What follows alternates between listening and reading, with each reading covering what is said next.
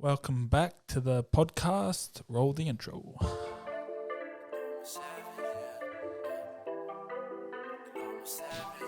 Yeah, they call me a savage. I'm putting in work. I hustle and grind, I put in the time, get what I deserve.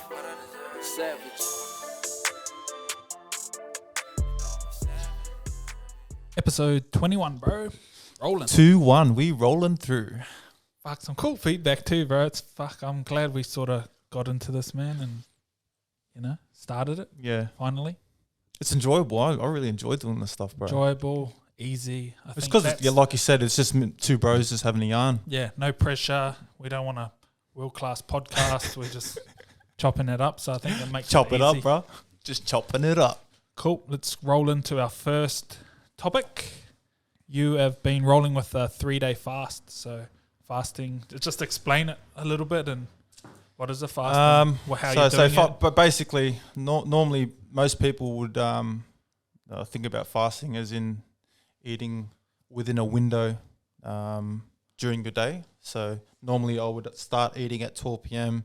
and then finish my eating window at 8 p.m. And the reason behind fasting is there's whole lots of gains. People can just look up to it and look into it via Google. So I'm a bit fried from this coffee. But yeah, just heaps of different gains from it. There's physical gains, there's mental gains for me. That's why I'm doing it at the moment. This is my third day. I finished on Saturday. My last meal was at 8 p.m. and my first meal will be at 8 p.m. today. That'd freak a lot of people out. It does. Oh, no, you can't eat it. But then when you break things down, you realize that you don't actually need to eat every 2 hours or 6 hours or 24 hours. Your body can actually adapt to those things. And I think I've done a 48-hour fast. It's probably my longest I've been through. And yeah, you sort of makes yourself realize, I don't actually need to eat, which is a cool thing because we're always eating, aren't we? I reckon. Breakfast, lunch, dinner. I just think it's way too much time. I think we as humans have been told a way to eat, and everyone keeps to those rules. And I'm just like, well, everything that I'm learning now breaks rules from everything that I've ever known. So why not just try different things that may suit me? And I'll be honest with you, bro. Like I told you this morning, I woke up this morning, my knees feel fucking ace, and it's like that's a real positive thing. It's a bit of feedback for myself. So why wouldn't I keep trying new things and keep testing the water? And this is just, food, or this is just fasting, so to speak. So yeah, I'm really looking forward to the next 21 days. So to explain things, I'm starting my fast on the weekends. So Saturday till Tuesday is the period that I won't be eating.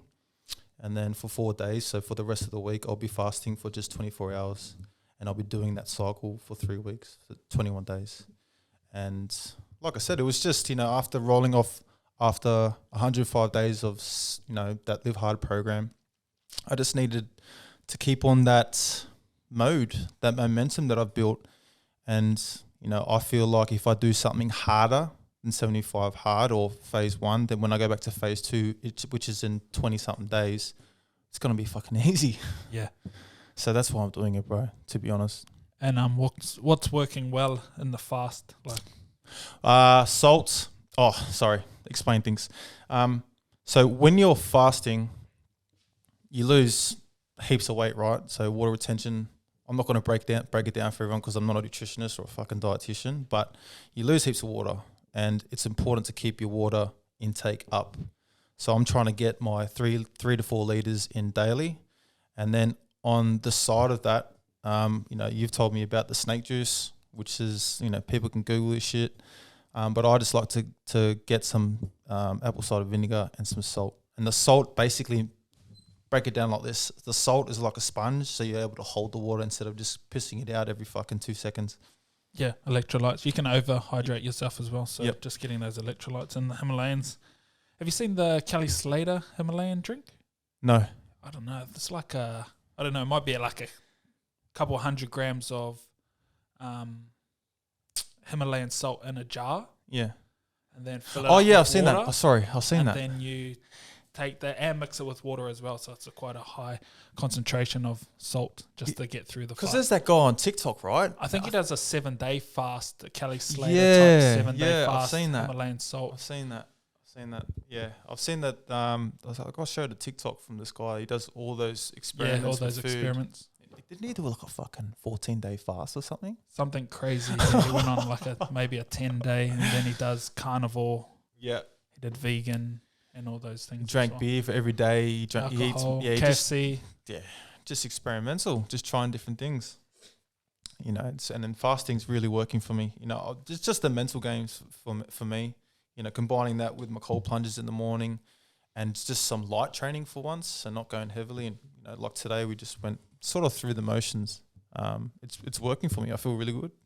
Yeah, I like the thing behind fasting of like going through, just showing your body and showing yourself that you don't actually need food and you're not going to die if you're not going to eat in the next 2 hours. You know, There'll be lots of people out there be like, "Oh, are you serious?" Yeah, like you're saying, bro. I just don't believe we need to eat bit that of much. mental toughness to push yourself to, Fucking oath. which is good. Mm-hmm. How are the hunger pains? I thought I'd be struggling yesterday. So the last time I did a fast, man, when I was with you, when I was talking to you about it, I remember it's been like a year ago. I remember I fell asleep and I woke up from the nap and I was fucking starving. And I just went straight to the fridge and started eating. And then I was like, oh shit, I'm fasting. So I sort of like half forgot about it. But I feel mad today. Yeah. Like, had a coffee this morning. Some people would probably say that's breaking the fast, but I don't really give a fuck. And then, like, depending on how I feel tonight, bro, you know, I could have a feed or I could just push things out just a little bit further, maybe till morning. Sort of know all you have to do is just go to sleep and you can add an extra, 10 hours. Yeah, exactly, man. And yeah, like I'm big on pushing the envelope, and it's, you know, it's giving me, I don't know, some clarity in life, and I'm enjoying it. So why not try different things? Why not experiment and, you know, see what the outcome is? Yeah, I think if people want to get into fasting, then maybe just skip breakfast to start off with. That's an easy thing to do. Yeah. I think skip lunch one day. Yeah, and starting at 24 hour. Yeah. Like people have done do you remember the 40-hour famine? Yeah, it's like man. that stuff, and yeah, there's heaps of things. Pretty fine. Just keep water up, electrolytes. That's pretty it. Sweet. You'll last. Of course, you'll last. Anything else on fasting? No, not really. I love fasting, so I'm just gonna keep on doing it for the rest of my life. Yeah, I like skipping breakfast and just doing that intermittent type fasting. I feel like if I eat in the morning, I just feel hungrier. And I don't do it for no scientific reasons or anything like that. I got a good one. So I remember during my footy career, it's a long time ago. So Ice introduced me to this fasting. So I'd never heard of it. He's like, fuck, Ches, why don't you try this? You know, start eating at 12, finish at 8. And I was like, oh, that's a bit weird. And I remember going to Penrith training, and in the space of like 2-3 weeks, I just went fucking shredded, bro. I went from like 115 to 105 kilos, and I was just doing, you know, simple training. So everyone would do their weight sessions. That's when I really started diving to strength. Do their weight session, and I was over here doing like handstands, mucking around with it, and then, you know, pull-ups, all the stuff that I learned from either Ice, watching you, or Keegan. And I did fasting, and then I remember the physio, or I spoke to the physio about it. I was like, yeah, I'm just fasting. He's just like, what's fasting? I don't think he knew or he didn't understand while I was doing it. And then I said to him, like, you know, I'm starting eating at 12. And he went to the coaching staff, and the coaching staff fucking pulled me up, bro. It was massive. They were just like, mate, what are you doing? Like, it's not healthy for you. It's not this, that, and the other. And I stopped fasting from that. Now, don't get me wrong. It's a bit different, you know, if you're in season, yada, yada, yada. But I feel like if you can train it and if you can understand your body enough, then it's worth trying. And yeah, so I've known about fasting for a while, but the point I wanted to make is, like, a lot of people will probably look at you like you've lost your marbles, and I haven't lost my marbles. If anything, I'm finding my marbles. Yeah, figure yourself out is sort of the reason. Like, Yeah. try things and see what works for you, and if Yeah. fasting works for you. If not, that's fine as well. Like, we don't give a shit. You're like so you're reducing your calories by trying to not eat in that window, which will cause weight loss, and which is good too. You know? You can just eat in that time, because people are eating all the time, snacking, it gets you in a better routine with your eating, and then I find I don't snack as much. Yeah, That's same, similar. bro. Like Same. you don't need to snack. Yeah. I think I heard a good thing is you're not really hungry until you can eat a bit of boiled chicken breast, and you want to eat it. Yeah. You know. Yeah. It's not okay. I need like that actually, bro. I need a pack of chips to eat. Yeah. Not really. Like you're not that hungry that you need to go snack and eat a pack of chips. But if you're hungry enough that I'll go eat that boiled chicken breast, that's a a good level thing. of hunger that Yeah, I like that actually, bro. It's a good thing to maybe think about. Am I really hungry? Is a good question to ask yourself, especially if you're trying to lose weight or just be a bit better on the diet. Handy. Into our next topics, we've got a few players from NRL that would just like to touch on. One of my mates, Zach Clay. How cool. Awesome. So he debuted in the weekend for the Doggies at 27 years of age. It's fucking cool, bro. So went through that whole journey, and we only spoke about last week about what will we do as a Bulldogs coach, and this whole situation. So bad luck for Trent Barrett. He lost his job, but then it sort of opened up an opportunity for Zach. Yep. So I think if Trent Barrett stayed, then Zach probably wouldn't have got his debut. 100%. So it's like, Yeah. you know, that It can work in your butterfly effect favour. type thing. Yeah. Can Fucking things, oath. you know, something goes bad here, something goes good here. It's all the way of the world, the universe. Yeah, hard. That's good too, man. Like, you know, to stick at your guns for that long. You know, a lot of I people gave up at 26. Fuck. If I had one more year of me. I could have waited one more year. So, I gave up at 26. I was at Para. And then I left to France and just went, Later too ball. old. Bro, but I thought I was so old. It wasn't funny at 26 years old. Now I'm 36 this year.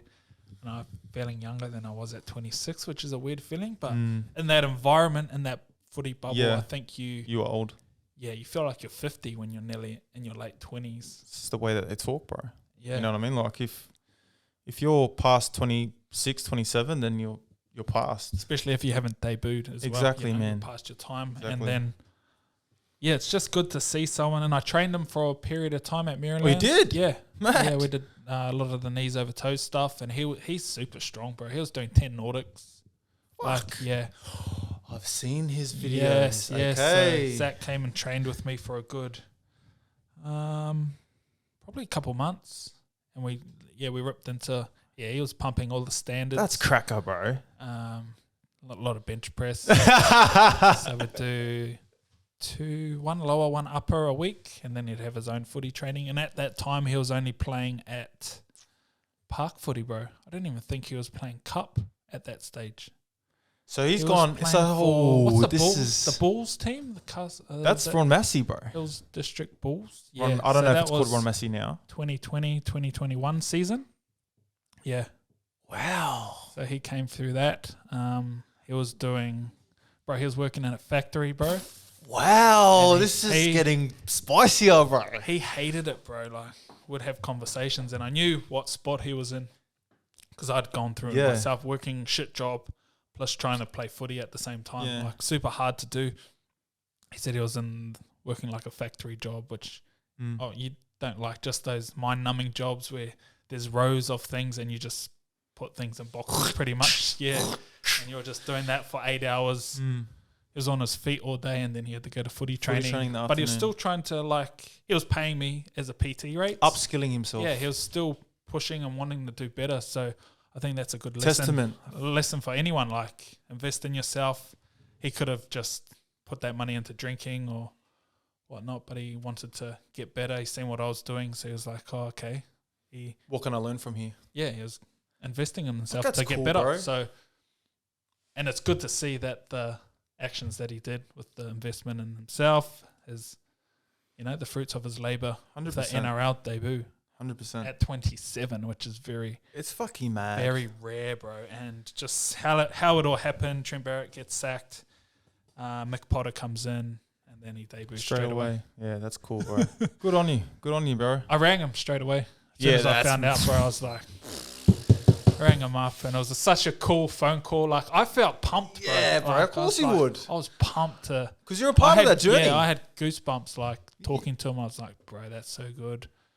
quick phone call just to say, bro, shot, congratulations. Yeah, when you're a part of a journey like that, and like, you know, you can still, he's still got that tunnel vision of playing NRL, but along the way you do run into people that you will never ever forget about. And the fact that you give him a call, bro, fuck, he would have been over the moon with that shit too. Yeah, and all his mates were in the crowd. They done the haka. Yeah. And just good to see all them because I know all of them. That whole group is Justin's younger brother. Yep. Jaden. That's all crew. It's all their crew. So when we were going through 20s in NRL, they were just still in school.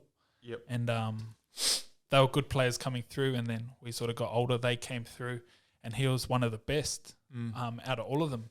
And he just didn't get his chance. He went to every club, bro, like Penrith. He was at Tigers and then finished up at Bulldogs. But I think he was at Para.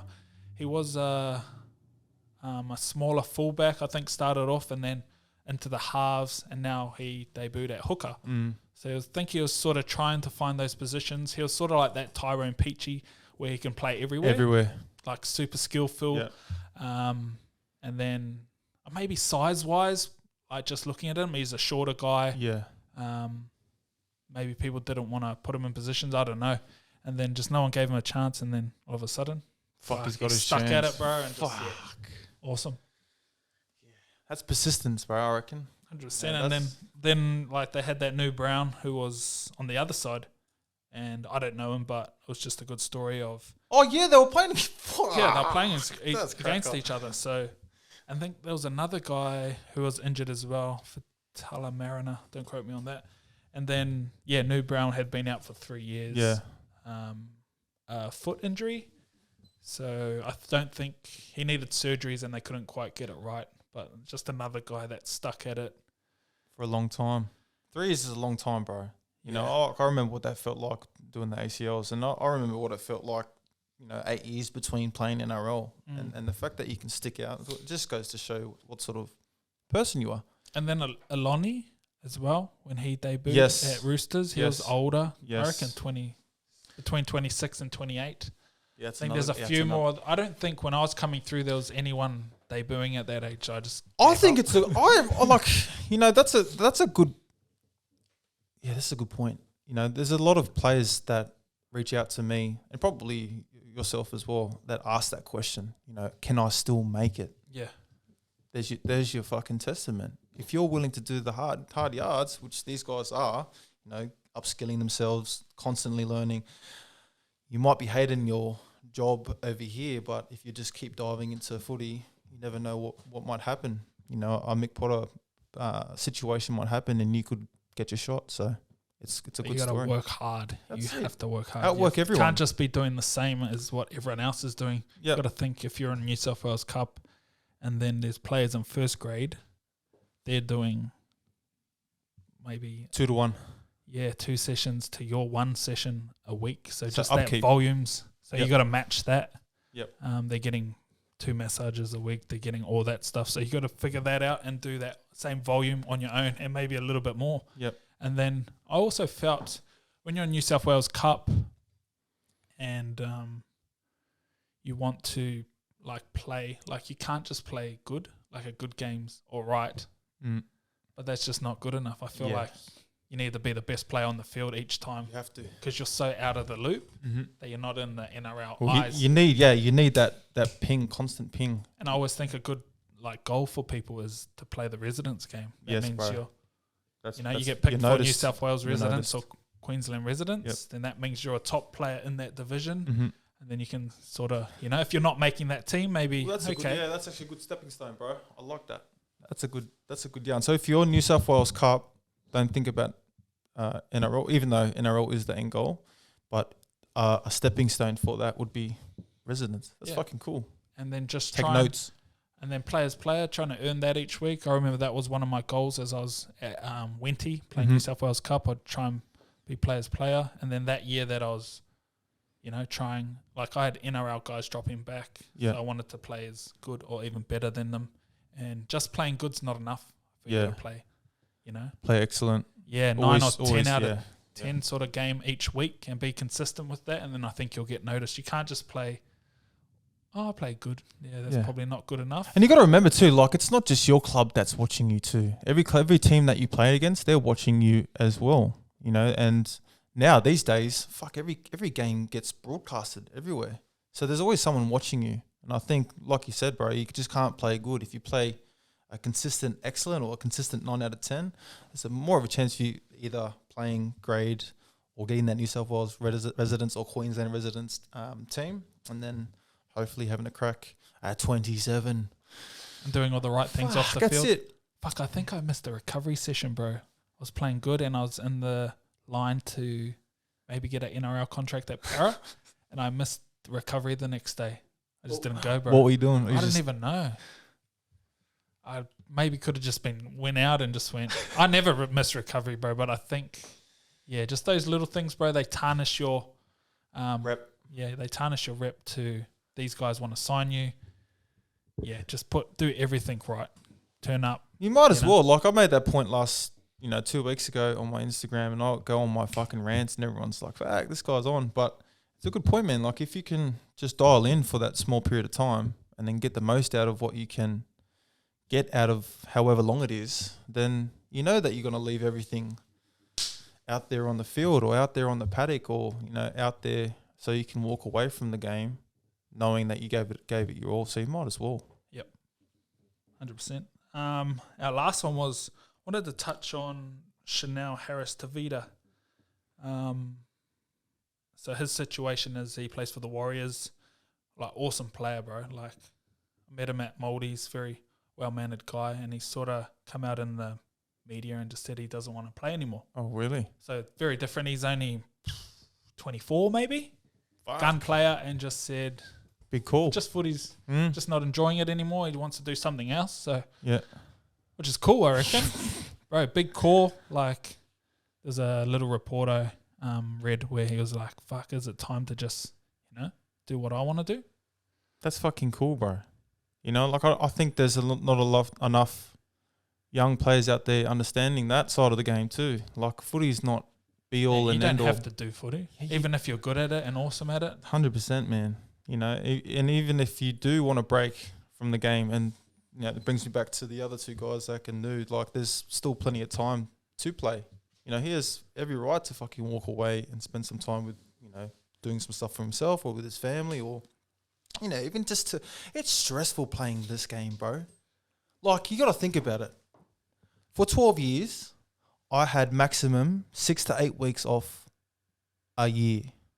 That's 6 to 8 weeks to spend with my family, or to go, traveling, or to do. I did absolutely nothing because I was pretty dialed in for most of those years.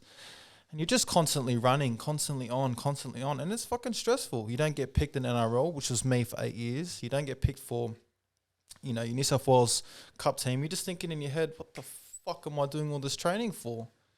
100%. That was like me, bro. So if you think about the season and the moods of your life, so mine would be, okay, preseason. Yep, let's rip in. Let's go. Yep. Gonna make NRL this year. Yeah, that's it's all year, bro. It's all year, my bro. bro. We go, okay, first couple of rounds, good. I hope I'm getting looked at by the 9 out of 10. selectors. 9 out of 10. That's it.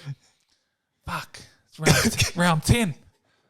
No bites or anything. I'm playing good though. I'm playing good. And then you get to round 20. Okay, no contract, no NRL contract. Okay, what am I going to do next season? Like, played your last game of the season. Yep. Oh no, nothing's happened in the off season. Yep. Okay, off season, and wash, rinse, repeat that whole cycle again. So constantly. Yeah, bro. And like now that you said that, and it sort of makes me grateful for my situation, because I was always, up there and I was always getting paid. But guys like yourself, and maybe like him as well, there's a fucking a constant roller coaster of what's going on. Not even physically, mentally. You would be stressed out, bro. So yeah, hard. And I think he's got a creative side that he wants to go down. And what does he do? He writes. I think he writes. He's got a few blog posts. He enjoys that creative side. So he's got a bit of creative side to him.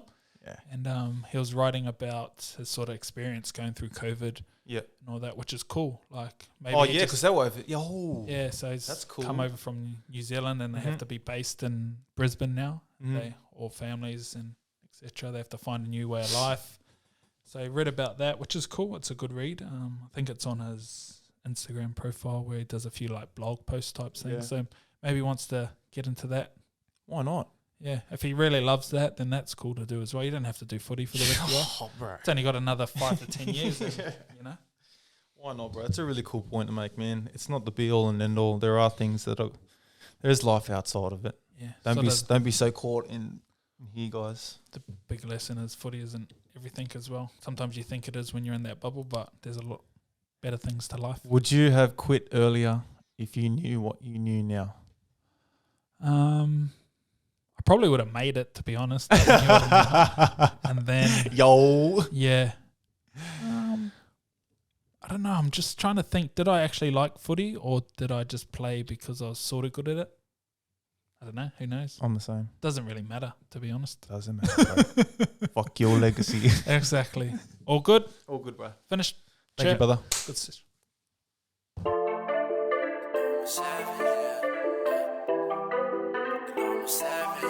Yeah, they call me a savage.